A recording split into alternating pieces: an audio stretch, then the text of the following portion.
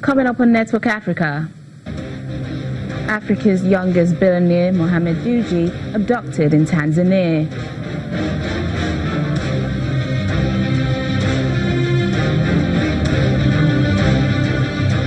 South Sudan witnesses rise in suicide cases and suicide attempts following nearly 5 years of civil war.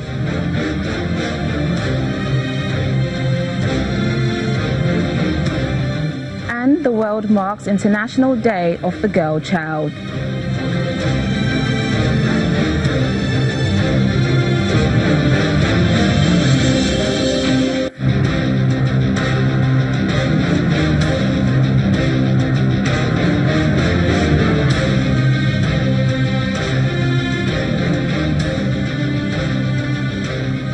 Welcome to the program. I'm Kenyatta Shobowale. We begin today in East Africa, where the man said to be Africa's youngest billionaire, Mohamed Dewji, has been kidnapped by gunmen in Tanzania's main city, Dar es Salaam. Police say the 43-year-old was abducted outside a swanky hotel gym where he was going for his routine morning workout. 3 people have been arrested and 2 of the abductors are believed to be foreign nationals. The motive for his abduction is still unclear. Financial magazine Forbes says he's worth $1.5 billion and has described him as Tanzania's only billionaire. Kenya's police chief, Joseph Boynet, says that members of his force will be investigated over Wednesday's morning's bus crash in which 56 people died.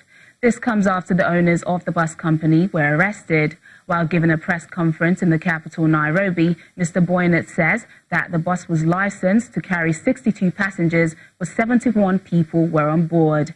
It also did not have a license to travel at night.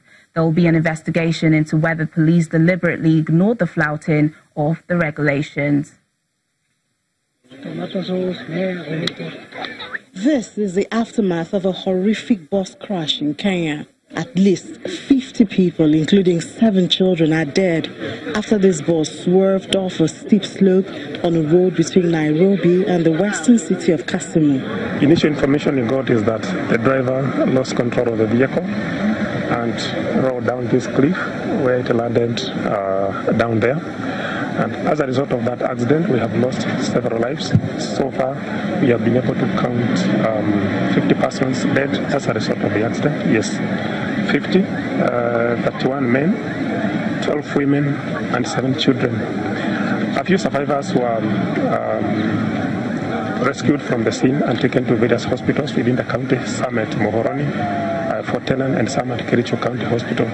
Nearby residents say they rushed to the scene after hearing screams. I woke up when I heard the crash and came here, as did other people. We found passengers screaming and asking for help, and we managed to save some who were alive. But I don't think it was any more than 10 people. The others were already dead.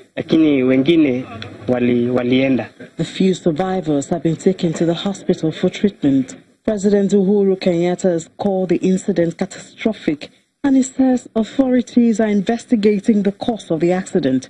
He has also warned drivers to exercise caution on the road. According to the National Transport and Safety Authority, some 2,300 people have died in road crashes across Kenya so far this year.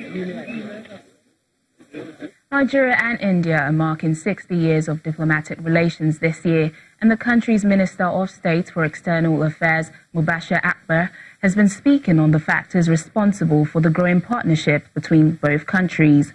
Mr. Akbar believes there are more areas for cooperation based on the country's similarities, especially as it relates to the adherence to democratic norms.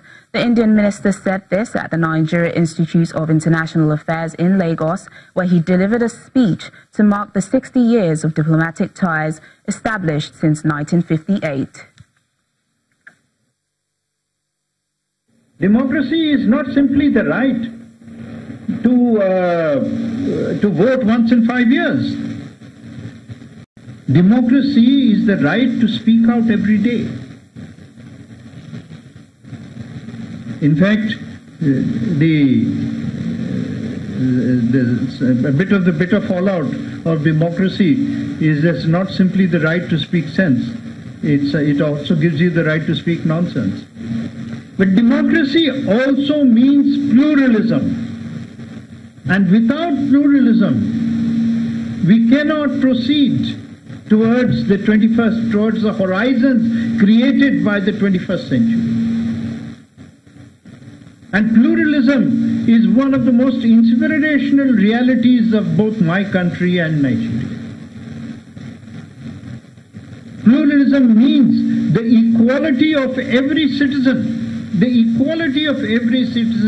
across differences of faith, across differences of economic disparity, across differences of language, across any other difference.